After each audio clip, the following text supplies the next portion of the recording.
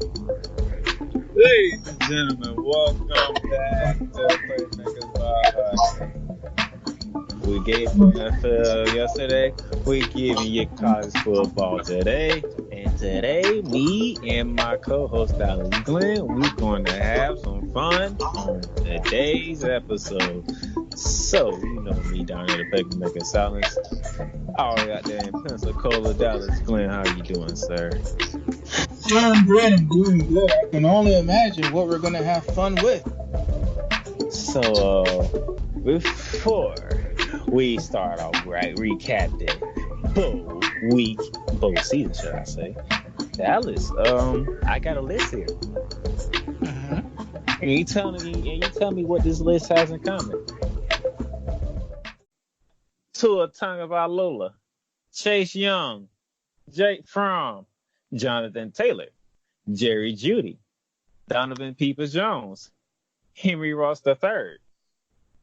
Oh, well, reading off that list, the first thing I think to myself is them boys about to get paid. They will be joining Joe Burrow whenever he is done in the NFL draft. Look to Tagovailoa, he made this decision on Monday. He's gonna forego coming back, and he's gonna go ahead and go to the draft. Mm-hmm. Most people would agree with that decision. Say you, Dallas. As far as Tua or like everybody in general? Tua. I think that from a business standpoint, yeah, he has to go. Here's why I worry, though. I worry because the dynamics of Tua Tagovailoa as a potential NFL superstar are wildly different. He is very deeply rooted in his family and his faith. And this family moved from Hawaii to Alabama. I'll pause right there. Hawaii to Alabama. A lot of people view that as a downgrade. I have logged a lot of hours in the great state of Alabama. It's like a second home state to me. I would not be leaving Hawaii for Alabama. That's my own personal opinion. So now you have to wonder, if Tua does go to the Dolphins like he's being mocked, are they going to move to Miami? Is his brother going to have to transfer? How is his brother going to do now competing against three other guys, one of those guys being a very highly touted recruit who just played one of the high school All-American games? There's a lot going on. And personally, he probably should have stayed and rehabbed without the NFL pressure. But this is, he can't pull a Justin Herbert. He doesn't have the luxury to be a Matt Leinart or a Matt Barkley. He has to go when it's time to go. Chase Young will not be coming back to Ohio State. Sean Wade, though, the cornerback, will be coming back to Ohio State. And some other notable names that's coming back. Actually, Jerry Jeudy was not the leading receiver in Alabama. That would happen to be Devontae Smith, who is returning to Alabama. So Matt Jones will have one weapon back.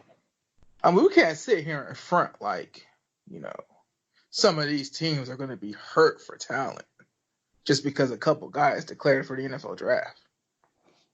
Sam Ehlinger, the quarterback for Texas, is coming back to Texas. He's pulling the Justin Herbert.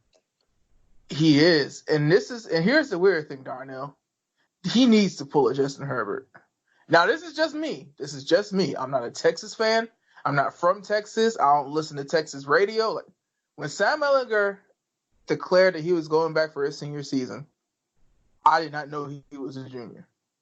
When I thought of Sam Ehlinger, I thought to myself, man, he is having a really good career. What if he could have beat Joe Burrow? And I wonder what he's going to do next year. It never crossed my mind that Sam Ehlinger was going to be in this particular draft. So it's actually a good thing that he's staying. I hope you get to the other guy. I think you said his name in the big list, but Jake Fromm, him leaving, don't know if that's a good move. Yeah, Jake Fromm is leaving. Jonathan Taylor is leaving. I mean, Wisconsin going to have to find another running back. Wisconsin having a feature back is like water having moisture. It's like the sky having at least one cloud in it. It's like the sun being hot. Wisconsin's going to have some boy they're going to force 330 carries and 2,000 yards out of. That's just the Wisconsin way. So that's pretty much all I got. LaMarcus P. Ryan, you did a great job for the Florida Gators. I wish you nothing but the best as you You take off and go to the NFL, sir. You did your due diligence at Florida. Good luck to you, sir. Are we missing anybody else? Ohio State's getting a corner. You said that. There's Yeah. Antoine Whitfield Jr. from Minnesota. Oh, He's coming out. LSU, I think Delpit, I think he's coming out. Isaiah Simmons, of course. I think he actually has no choice. I think he's a senior. So yeah, if your team doesn't need a quarterback, if your team is actually one of those teams where they might be a piece or two away, this is actually that draft. Because even though there are a lot of names coming out, national names, not regional names, even though there are a lot of names coming out at the quarterback position, I think it's top heavy. I think once you get past Herbert, and Herbert's my number 3, once you get past Herbert, I think you're going to start looking at, okay, do I really want to reach on a quarterback now? Or do I want to get pieces for next year? Because Justin Fields and Trevor Lawrence and Sam Ellinger. Let me throw this question at you then. What is your top 3 then? Even we know we still got months to go before the actual draft. But who is your top 3? You talking about quarterbacks or just all positions? Drafting period. My top 3, it's Burrow, Young, and Tua. Even with the injury, because if you're an NFL franchise and you get to actually sit a quarterback for a year, the last 2 quarterbacks you think of that actually got to sit and didn't get to play immediately are Aaron Rodgers and Patrick Mahomes. You mean to tell me that I get a guy who's might be one of the best college football players ever, and he got hurt a lot? Oh, I'm definitely taking that opportunity to sit him down for a year, have him get used to the NFL climate for a year, have him get used to the NFL playbook and the NFL system and NFL nutrition. Oh, yes, I'm taking that. I don't think Tua's injury drops him down, not for me, because I think he's still going to Los Angeles or Miami, and those teams need quarterbacks. So Tua's still up for me, because when you do a mock board, you can't do it solely off the fit of what that team needs. You need to actually look at a player and think, okay, what's he actually going to do? And Isaiah Simmons, we don't know what position he's going to play. That's not actually that good. Because at least with Jalen Ramsey, when he got drafted by the Jaguars, he was a safety that didn't get a lot of picks, but could also excel at corner. With Isaiah Simmons, he's more of a Telvin Smith, and Telvin Smith got drafted in the 5th. He's a really small linebacker and a really big safety. So you need a defensive coordinator that's not a Mike Zimmer, that's not from the old school, and knows how to use them. And I don't know if you spend a first-round pick on a guy you got to figure out how to use in 2 years. So you think Burrow's going to Cincinnati, Young going to the Giants? And here's the thing. Tua is number 3 for me if we were doing like Madden overalls or value. But he's not necessarily going to go 3. Because I think 3 and 4 don't need quarterbacks. That'll be the Redskins at 3, and who's that for? The Dolphins. Dolphins are 5.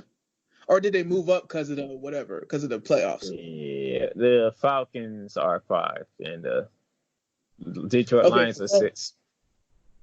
Okay, so the playoffs move some people up. So okay, then yeah. So yeah, 2 and 4 then, yeah. So roundabout, whatever. Because the Redskins. Wait, no, the Redskins are 2. Who's 2? Giants? 2 is the 2? Giants. The Giants. Now, how the hell did the Giants? No, they won 2 games. They won 2 games. The Redskins won more games than the Giants? Yes. Well, I guess they do have a quarterback. Well, okay then. So the Redskins don't need a quarterback. And if hypothetically, even though Dan Snyder literally overstepped everybody's authority, he was just going to fire him anyway. But even though he overstepped everybody's authority to get Dwayne Haskins last year, you don't think that after 1 year and a lot of promise, he drafts Tua, who needs a year to get healthy. Yeah, so Tua being valued in somebody's top 5 should be more than reasonable. Oh. Let's see. Mike Norvell's at Florida State, as we all know. Lane Kiffin's at Ole Miss, as we all know. Chris Pearson stepped down from Washington. But surprising note, Matt Rule is the head coach of what team? Matt Rule was the head coach of Baylor, but now he's the head coach of the Carolina Panthers. They are picking 12. And he has some questions because hypothetically, and I've been, on my Facebook and on the Playmakers blog Twitter account at Playmakers I've been saying something. And look, if you are a team picking 8th or after, and somehow, some way, at the NFL Combine, the Kool-Aid starts getting passed around.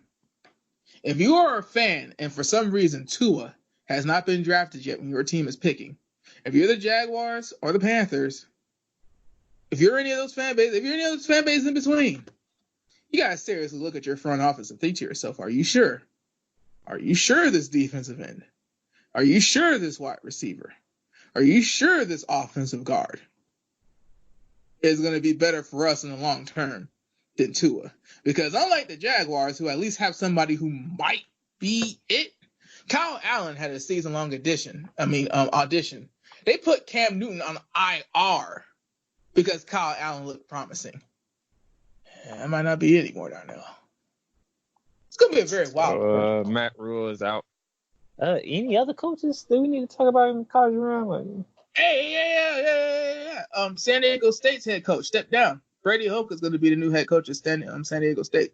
Wow, I did not know that. And this is a retirement. This is not a force out. I mean, why would you force somebody out who just went to like 6 straight bowls, had 4 10-win seasons out of the last 5? But yeah, so. Man, and San Diego State had a good year. Hey, man, father time is undefeated. Sometimes you want to spend time with the grandkids. Sometimes you're just tired of the grind. Sometimes you might want to just do something else. Maybe you want to... real quick before we try to get in a commercial break here. Jamie Newman, the quarterback for Wake Forest, is entering the transfer portal. Not surprised because, God bless him. I know he's a grad transfer. He stayed there his undergrad. He got his degree. Here's the confusing thing to me. I'm not familiar with the situation, but my 2 questions would be, what are the politics of the quarterback room? And are you going because you don't think you have the talent around you to make you look like an NFL quarterback? Because Mitch Trubisky out of North Carolina and Daniel Jones out of Duke make me wonder why a quarterback would transfer in this era. They don't care if you win. Jared Goff went out of California. They don't care if you win. They don't care if you get to the college football playoff. They care about the numbers. They care about the fundamentals. They care about the leadership. They care about the intangibles. And you don't need a big school for that. And then what makes it even weirder is Wake Forest is in the ACC. You're already in the Power 5 conference. I don't really know why he's transferring. The other quarterback, though, made a little bit more sense to me. I can't remember his name right now. So, yeah, we got coaches leaving, coaches stepping down, coaches retiring. A slew of transfers happening right now. It's just like, including the Georgia offensive lineman, where if you dig a little bit deeper into that situation, I'm not sure of everything, so I don't want to say anything. I don't know what I'm talking about. But, yeah, the Georgia offensive lineman, the sophomore that's transferring, look into that yourself. Google, see what you find. Tweet me if you find anything else, because that story is crazy. And Dylan Moses is coming back to Alabama, even though he suffered an injury. And by the way, Lorenzo Lagarda, running back from Miami, is transferring to Florida. I don't know how they want to pull that off, but thank you. What do you mean pull that off? Man, everybody needs to get the hell out of Miami as soon as possible. Y'all need to start enacting any loopholes. The same thing that Joe Burrows and Justin Fields did to play, y'all need to do. Get out of there, man. And on that note, we're going to take a break right here. And when we come back, we're going to get into bowl season.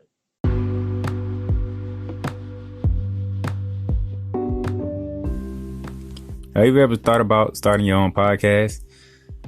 It's a long process. It's a hard, thought-out process. Yeah, I know. I was there. I was there from March of this year. thinking about how I'm gonna do this, doing all my research, trying to get everything right. What platforms can we use and how we gonna record it and how we gonna make it sound good and make it all this happen. And then I came upon Anchor. The Anchor app on my phone, the easiest choice I could ever make to do a podcast. It's free to use. You don't gotta pay for nothing. You can record episodes whenever you're ready. You can edit it and then you can release them when you want to. And you don't have to worry about trying to figure out how you're going to distribute it on other platforms, because Anchor has partnerships with Spotify, Stitcher, Google Podcasts, Apple Podcasts, Breaker, Castbox, Pocket Cast, whatever you name it. Because the Playmakers Bar podcast is the podcast that I use. We're on all them platforms. We're on 9 platforms just by using the Anchor app. So pretty much all the questions that you have questions about doing a podcast, go to the Anchor app or go to the Anchor website, anchor.fm.com, and just search through it, ask questions. Because I tell you, a free app that does all this, there's nothing more you can ask for. I even got friends, they doing their podcast on the Anchor app. Faith Talk, you might have heard of it because it's very good. And it's great that it's an app like this, it's a website like this that makes it easier for people to do podcasts and do what they love best, talking about the things that they love to talk about. So give Anchor a try, see how much you like it. We'll love to hear your podcast.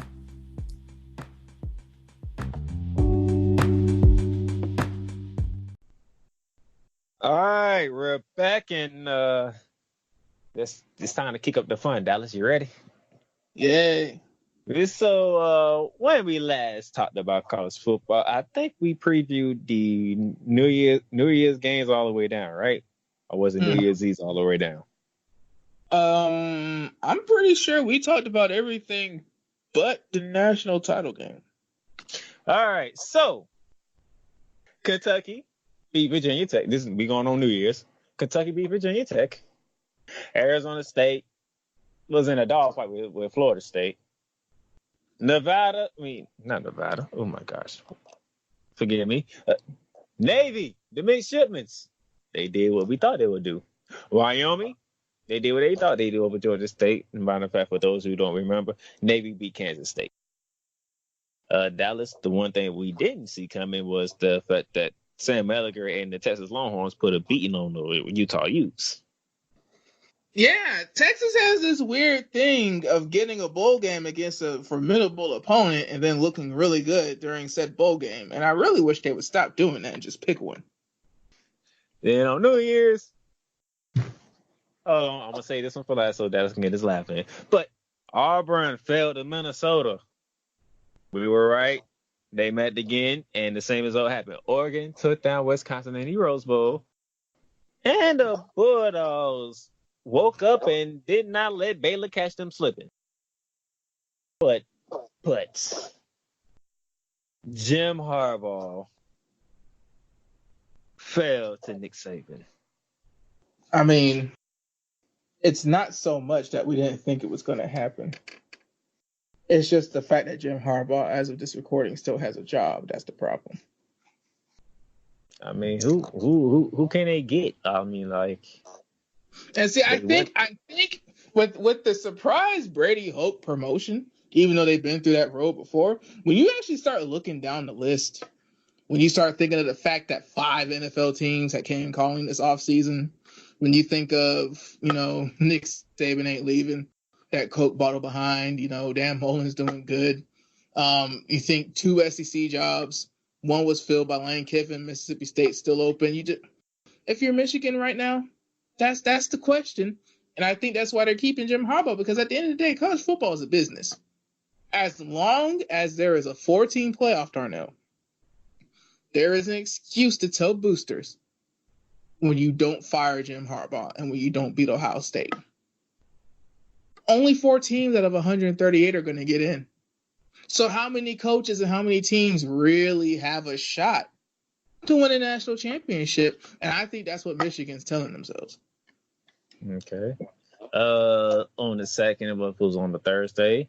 Cincinnati took care of Boston College. We kind of predicted that. Tennessee came back and beat Indiana. On the third, which was a Friday for the Idaho Potato Bowl.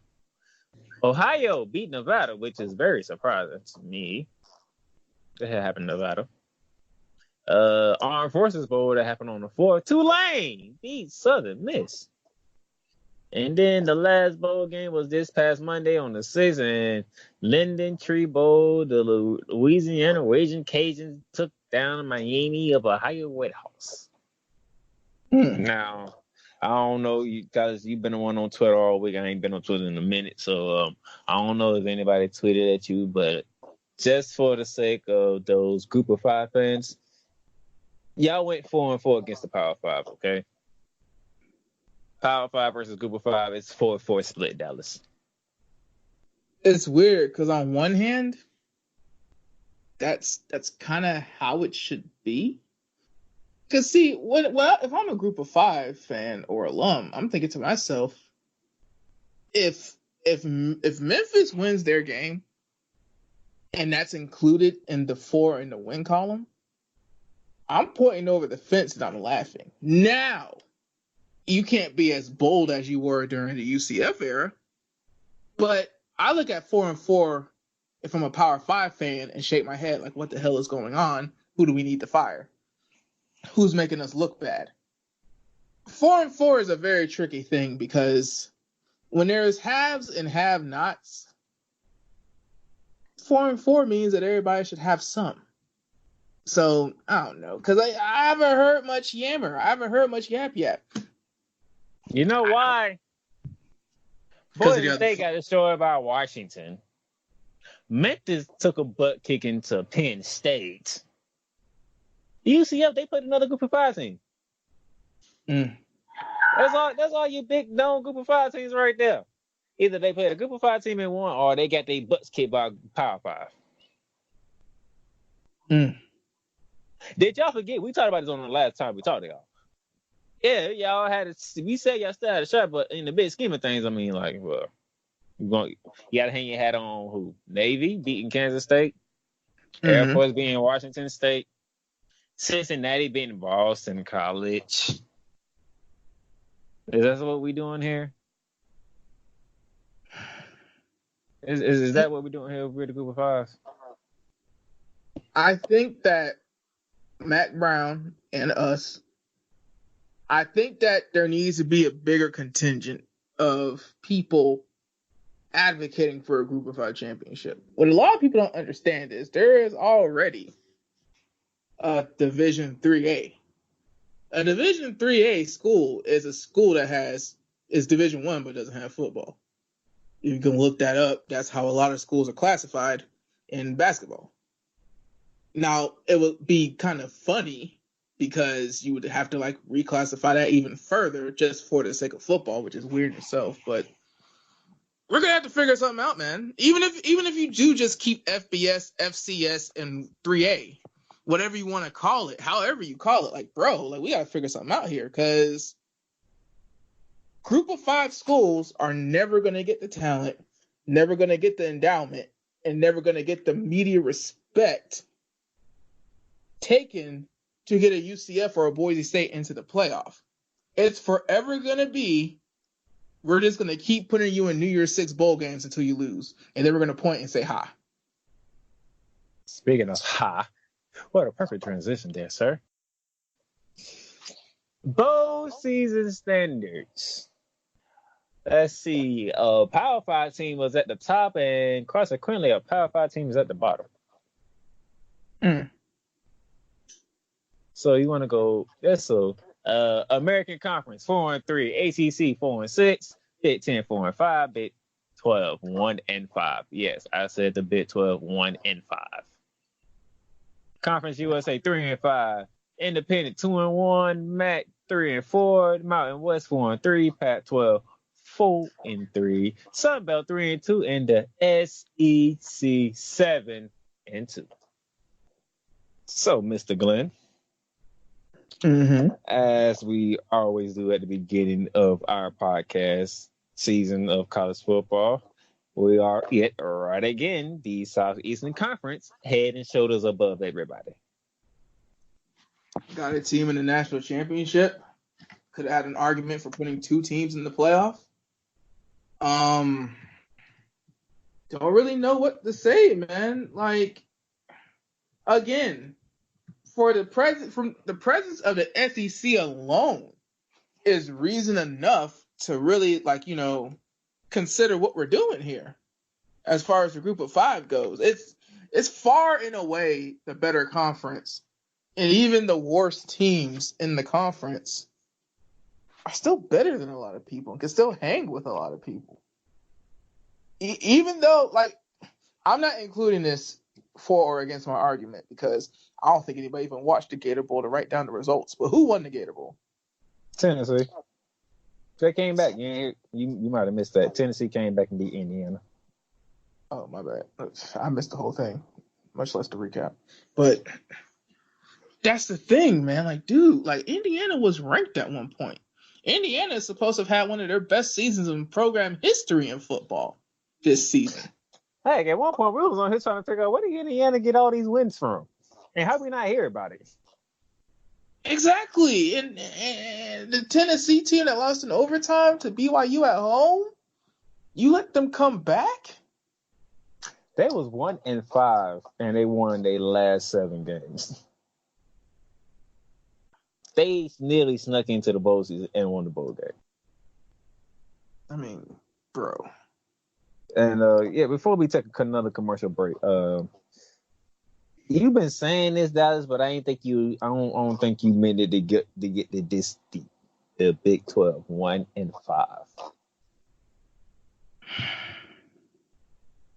If you'd play some defense. Oklahoma State lost, Oklahoma lost, Iowa State lost, Kansas State lost, and Baylor lost. Jesus. You're hanging your hat on Texas. Tejas. Even the Independents, who only had 3 teams, won 2 of them. And one of them came from Liberty, for goodness sakes. You can't say that you're a Power 5 conference and that your conference championship deserves a spot in the college football playoff when your best team and your most famous team history-wise is 0-4 in the playoff era, and when Kansas is in your conference. Kansas is in your conference. And then Kansas State, where if you really want to get technical, had Bill Snyder for a very long period of time, which basically showed that they both wanted to make bowl games and be respectable and were okay with never being nationally competitive. Look here. Florida took down UVA, ACC. Georgia took down Baylor, Big 12. Kentucky beat Virginia Tech, ACC. Bama beat Michigan, Big 10. Texas A&M beat Louisville, ACC. LSU beat Oklahoma, Big 12. Tennessee beat Indiana, Big 10. And see, the thing is, man, I tried. I tried. I put a pick out there. I put something in the water. Hell, because you know what? Okay. Maybe the same thing that happened to Clemson could be happening to me. I was like, okay, they got a Baylor. Baylor's kind of good, They lost to Kansas State. These things happen. Hell, Pitt made a conference championship game last year. Maybe the Big 12 top to bottom might be a little bit better than the ACC. Maybe if everybody's writing off Clemson already, well, hell, the Heisman Trophy curse was at LSU. Bad games happen, but damn, then you go out and do that. Or, well, do means that they actively did something. They were very passive that game against LSU, Darnell. These dudes, I still can't get over the fact that they broke 10 records in one game. How you do that? Dude, I wished I went on TuneIn instead of ESPN Radio. I wish I listened to the Oklahoma broadcast. Because what do you do after the first quarter? What do you talk about? If you're live blogging the game on an OU blog or 24/7 Sooners or whatever, what do you say? What do you do? Because you got to be there. You got to watch it. What's the post game like? Because now, who's the quarterback right now, by the way? Anybody in the grad transfer portal trying to go to Oklahoma? How's Lincoln Riley retooling? And by retooling, I mean finding a quarterback that can carry that team because he is not building a team whatsoever. It's another So, reason. It's very so interesting. on that note, yet again, the SEC is head and shoulders above everybody. And then we're gonna stop there. We're gonna take a commercial break, and when we come back, it is one thing to talk about. We'll be back.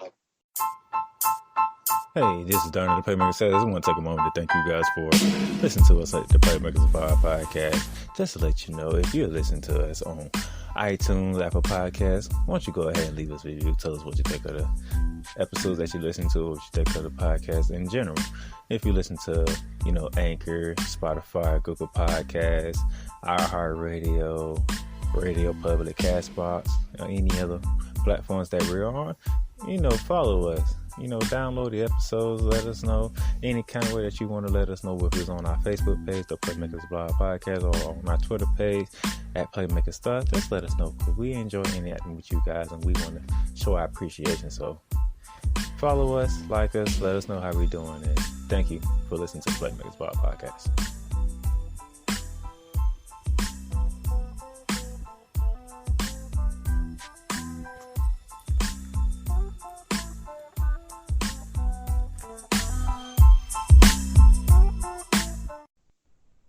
All right, ladies and gentlemen, we're back.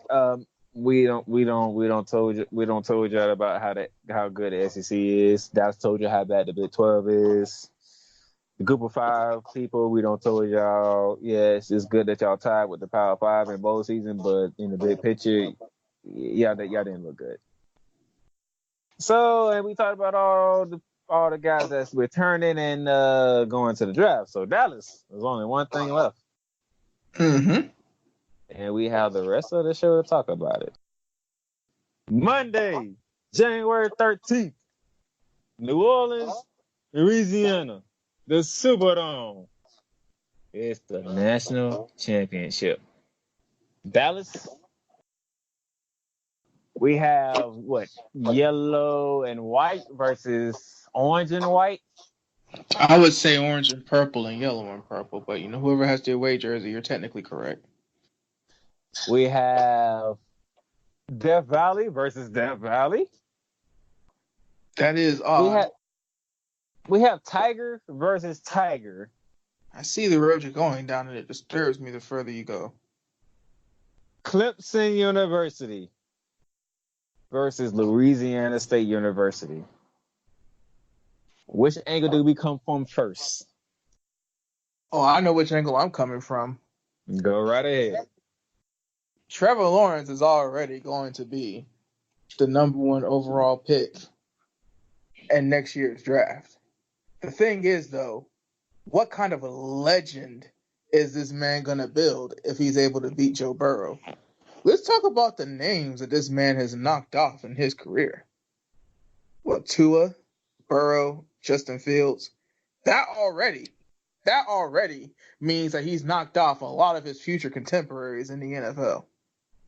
Then you gotta think, I'm assuming he beat Daniel Jones last year, because since everybody plays everybody in the ACC, and I think they're in the same division as Duke, he beat Daniel Jones, probably beat the brakes off of Daniel Jones, probably.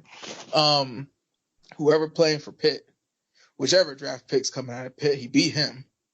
I mean, Dabo Swinney has a point this particular season. And one of the reasons why everybody wrote Clemson off is because their entire defensive line got drafted. For whatever reason, as much hype as they wanted to give to Trevor Lawrence, they gave just as much hype and just as much credit to the defensive line and the performance they had in last year's national championship game. Well, now, the only guy to get an award on Clemson's team is a hybrid safety linebacker who we don't know what he's going to play in the NFL. So, with all these 1,000-yard wide receivers and, Etienne's healthier than Clyde Hilaire right now, but if Clyde Hilaire plays, you got to think the running back, the 3 receivers, Randy Moss's son, Darnell, pause. Randy Moss's son at tight end, tanks, diesel-fueled engines at offensive line. It's not like Joe Burrow is out here being Justin Hurt. He's not carrying anybody. This is a very good team. This is a very deep roster, and then they got first-round prospects on the defense. I mean, dude, if Trevor Lawrence beats Joe Burrow, especially the way he won his semifinal game against Oklahoma, as long as Trevor Lawrence doesn't get hurt, as long as the man just does his job next year, truth be told, if he wins this game by 2 or more touchdowns, he could sit out next year. And he's the first overall pick by a mile. Joe Burrow, Trevor Lawrence. Dabo Swinney, Coach Orgeron. What does that say to you? That says to me that as long as they don't take the apple, Matt Rule, it remains to be seen. We don't know what the future holds, but Nick Saban took that apple. Pete Carroll took that apple once. Took it again. If they stay at their schools, because let's assume, before we make our picks, let's just assume Ed Orgeron wins a national championship at LSU. LSU's won national championships before. They're not new to this dance, but Ed Orgeron as a head coach, his long-term viability, his fit in that region, his fit in college football. Dabo Swinney, if he wins another one, Clemson gets, they might get the D word, Darnell. They might be a dynasty if they win another one. I mean, if you take out the conference championships and just include the BCS/college football playoff bowl wins, it's nuts. Clemson's road in the 2010s is very, very good. So my thing when I think of those two is they have a chance. They won't usurp Nick Saban, who is still arguably not yet usurped Bear Bryant. I think he has, but a lot of people will still make the argument. Best 2 coaches ever, coach for Alabama, basically. But Dabo Swinney and Ed Orgeron, after this particular game, if they stay the course in college football and stay ambassadors of the sport, I think they'll finish their careers at least in the top 6. We're gonna have some fun with this, Dallas. A lot of big shows do this, so we're gonna do this just for the national championship sake. All right. Mm-hmm. So I'm gonna throw a position out there, and you say what side you going with, okay? Okay. Quarterbacks. I would imagine that Dabo has somebody. He's not as good as Trevor, but if something were to go down, I would imagine Clemson would be in better shape than LSU. So I'm saying Clemson. Clemson. I'm going LSU, the Heisman Trophy winner. Running backs. Etienne, because we still don't know Clyde's status. Even if Clyde is healthy, I'm going Travis Etienne. That dude is a beast. Did you see what he did to Ohio State? Oh, Clemson definitely. Like they say Trevor Lawrence's floor is John Elway. Well, best believe Etienne had a Terrell Davis performance. That boy came through. Receivers. This should be interesting. It's LSU by a lot. You got LSU? Yeah. I'm taking Clemson. That Ross and what's my other? I can't think of the other one name. Them got. Now don't get me wrong. Jefferson, who went stupid on Oklahoma. You just haven't forgot they had another one. But dude, you talking about 2 guys for Clemson, 6'5" and like 210, 215. Well, that's the thing. Are you just going X and Z? Or are you including the tight ends too? Now I'm not going. I'm just going straight star receivers. I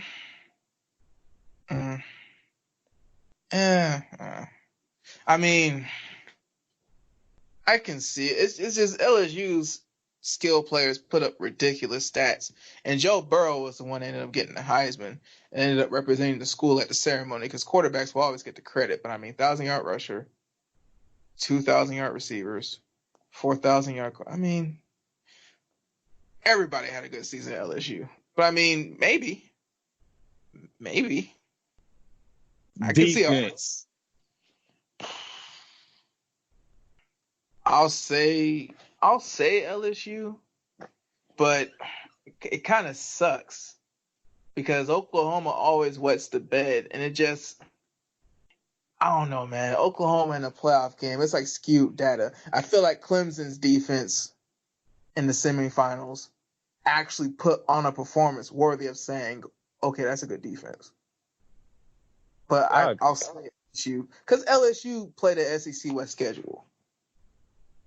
I agree with you. I go LSU. And exactly what I thought would happen. You got Clemson in 2 spots and LSU in 2 spots. I got LSU in 2 spots. You got Clemson and I got Clemson in 2 spots.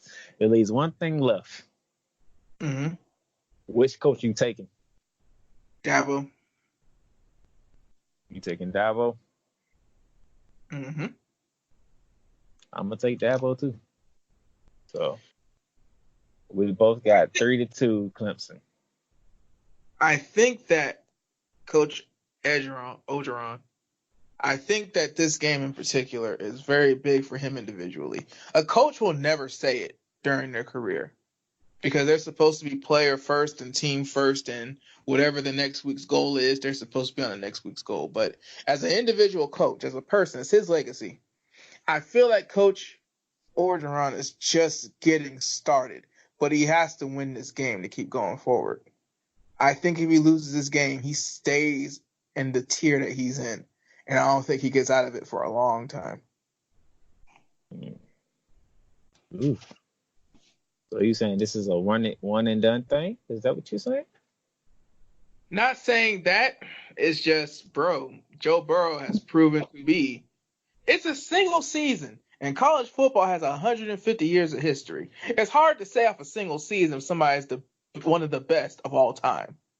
But Joe Burrow's had one of the best single seasons of all time. That single season and that quarterback was so good that it changed a historic offensive philosophy that has been at LSU for generations, for decades. LSU has not been known as a spread team. You lose that quarterback, you lose that offensive firepower, and you have to go back to being what you were. Do you do it again? Do you beat Nick Saban again? Do you beat Jen Chizik again? I mean, Gus Malzahn, do you beat Auburn? Do you beat Lane Kiffin now? Do you beat Arkansas's new coach? Like, can you handle everybody in the SEC West gunning for you, then turning around and having to play a decent non-conference schedule, then turning around and having to play a game before you can get to the national title game? Can you handle that year after year after year after year after year? Dabo Swinney, say what you will about the ACC, Dabo Swinney's handling it. Been handling it. Almost like the New England Patriots of the freaking college. I mean, they're getting close, man. And ironically, the New England Patriots at college is actually Alabama, and dang it, doesn't it feel like it this year? Because the quarterback situation's up in the air. They got out early. Everybody's writing them up, paying attention to the next pretty toy on the shelf. But, yeah, man, like, when you look at the ACC long term, knowing that Trevor Lawrence has to be back another year, I mean... It's like, when we do this freaking preview of the ACC next season, who we taking. And the crazy thing is, with Tua declaring and it being official, right now, I would say Alabama, but it depends on recruiting. It depends on transfers.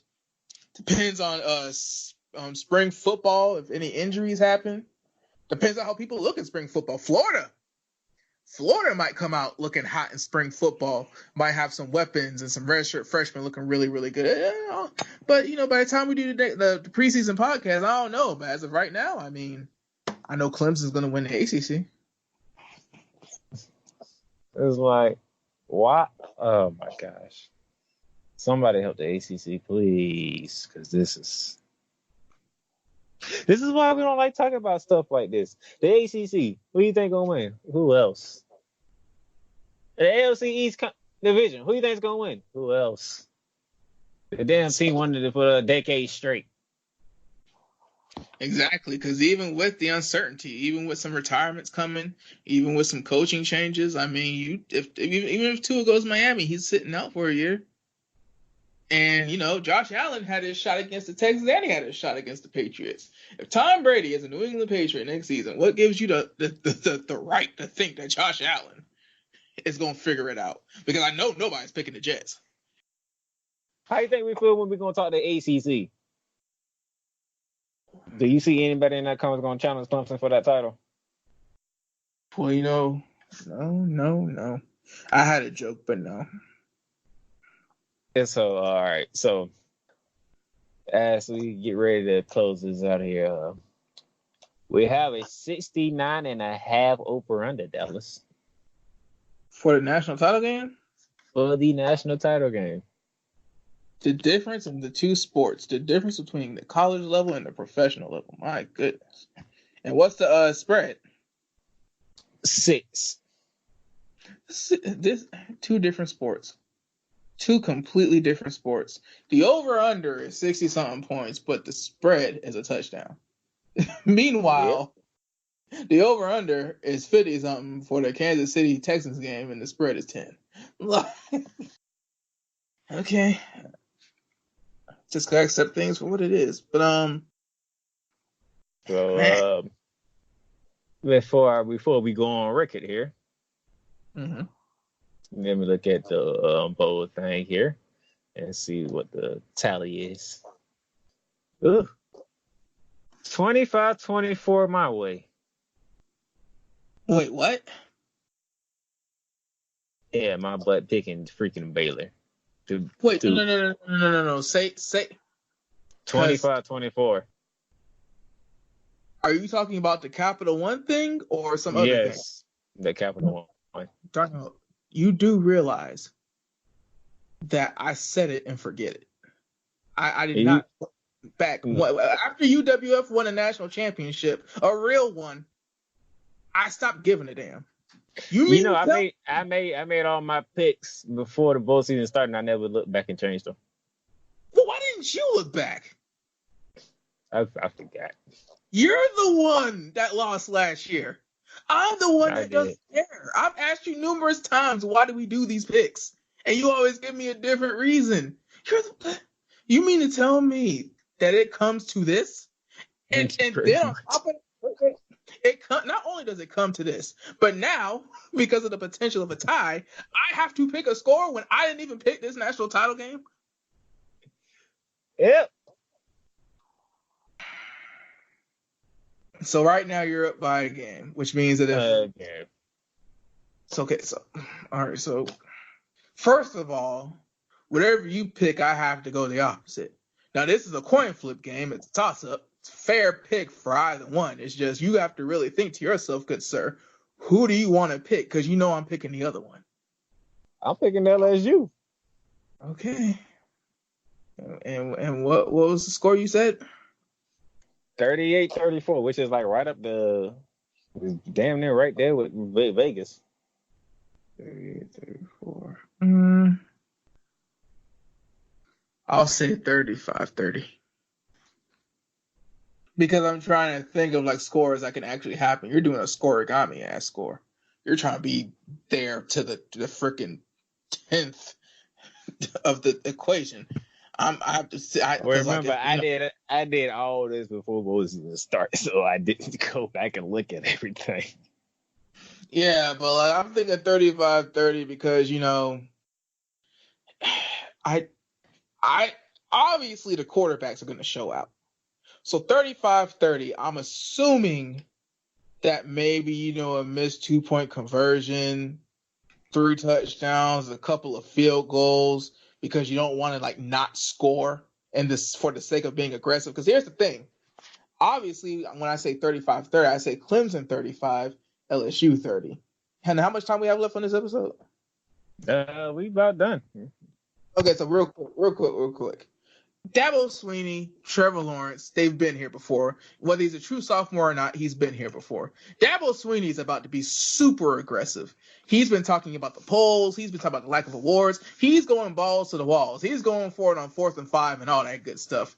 So I can see 5 touchdowns between Travis Etienne and Trevor Lawrence. Orgeron, I can see this being a big non-conference test.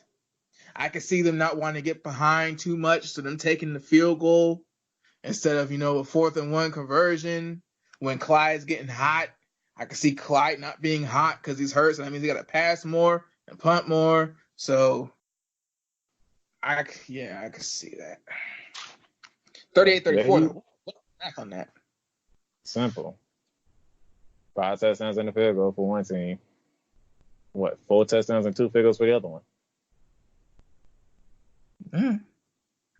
It's not that hard. So there you have it. I'm going LSU Tigers. He's going Clemson Tigers. He's one with the defending national champions of the world. So that being said, he already gave you the Twitter handle. In the tie break, I have a 5 spread. You have a 4 spread. 4 spread. So no matter what the final score is, we also have to consider if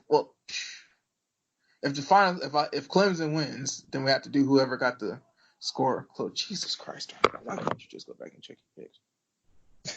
Not bad, man. I forgot.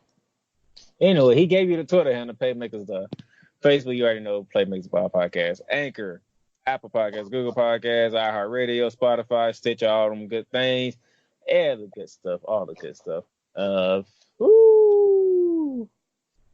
People, we're getting closer to having a wrestling episode.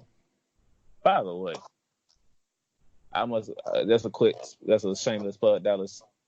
I actually enjoyed Monday Night Raw. Well, I'm glad somebody did. Like, look, man, 2.4 million people enjoyed Monday Night Raw, or at least kept the TV on while they were doing other, marital things. So it's good.